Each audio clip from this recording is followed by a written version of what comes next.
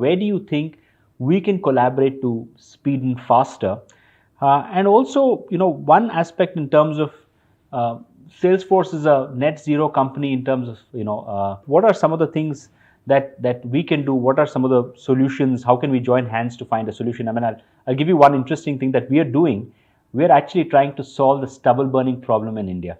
So we're working with the Haryana government to say, can we reduce that forever? So, we're trying to do a pilot. But I think it'll be great to sort of hear from you. So on both these questions. Of course, we are a net zero company. We are also coming out with a cloud, which was earlier called Sustainability Cloud. And now we call it the Net Zero Cloud because it's going to give you far more capabilities than merely carbon accounting, which was what it was doing earlier.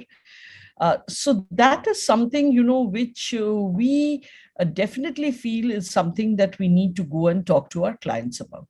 It's part of the way we measure ourselves as to how much of this agenda, which we have internalized. By the way, Salesforce for the first time has added fifth value to the four values we had. Our initial values were trust, customer success, innovation, and equality. This year, we have added sustainability as a value. So, for us, we now need to live that value. And to live that value, what we really need to do is to take this story to the various customers, make them aware as to how they can achieve the net zero status and how we can help them towards doing that. We ourselves are a net zero company. In 2019, we achieved net zero in respect of the servers and the computing power we are using. This year, we have added all our carbon footprint, including travel, usage by employees, everything. And with that, we are still a net zero company. We have invested quite a bit of renewable energy of certain carbon credits as well. But with that, we are net zero. The idea, however, is to, do this sustainably in a country like India. How do you go about doing this? So raising awareness about it and providing them the tools as to how you go about it. I think these are the two things that, we really can do together. And once the net zero cloud is delivered, and it's going to be delivered shortly, as you rightly say, these are the developments, we need to probably, frame that storyline with y'all as to how we take this, the solutioning, how we take this to the several other companies so that they can also achieve this status, and not only achieve that status, their complete buy-in to this story, which is so important for corporate India. Regarding the places where we see growth happening and where we would love to be, definitely more involved with y'all. The peculiarity about India is that India actually is probably doing 35% of worldwide installations of digital. The number of people who are there with GSIs like y'all. Some of our biggest deliveries are actually taking place out of India. But if you look at Indian industry itself, it falls, if you look at the graph, it falls amongst the laggard companies where actually accepting and incorporating digital is concerned. Now, why should that be so? We have the solutions, we have the talent, all of it available here, and yet industry is still lagging behind. So, you tell me any industry, and I see that there is a lot that we can do over there.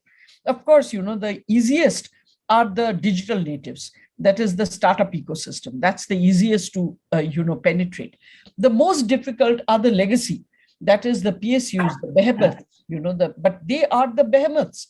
They really and truly need to digitize really, really fast in order to ensure that their competitiveness is not getting hampered. So I think there is a lot of work we can do in the PSU space. There is a lot of work that we can do with the manufacturing industry space. There is a lot of work that we can also do with the services space, because, India is basically a services country. So I don't really see any particular area where there is no scope. There is no such area in India. And which is why I continue to be very excited about India, because India is at this point a very large white space. There is so much that can be done, and we can look at 3 or 4 of these niche areas and go at it together. But the fact of the matter remains that you point to any area, just point at the map, and you have some area that, is prime candidate for further digitization, for, upgrading and upskilling themselves, and ensuring that, the productivity and efficiency that we can see in other places, that we bring it in over here. While we do it, we are actually also going to solve the problem that India has, which is, inclusion. Inclusion is something that's very, very important. And again, as I said, without this kind of use of technology, inclusion cannot happen in India. It's too costly to do it the brick and mortar way. Just not feasible. Too much of manpower is required for it. Again, not feasible. But with the use of technology, all of it is feasible. So I think, we need to look at it that way, and then, go at it in that manner. But I see a lot of growth on the horizon. That gives me a lot of hope as well, because I think, with the kind of talent that we have, the fact that, we are the only country in the world that's graduating 1 million engineers per year, I think, there are a lot of things that we can do. I think your point specifically in terms of PSUs as well, I think it's so relevant. I think one of our biggest successes of the partnership is also working with BPCL. And that's true inclusion, really bringing whole of India into a platform. And sometimes when I see the things that have been actually implemented, they're actually even ahead of private sector companies. They're actually doing it faster and a scale far larger. So once you get them, they become much better. And I'll say that with pride. When we did YONO, we were far better. We were far ahead of the private sector when, SBI launched YONO. So the thing is, you have to get their mind share. You have to get them convinced. Once they are convinced, believe me, there is no lack of talent over there, and it can be done. It can be done on scale.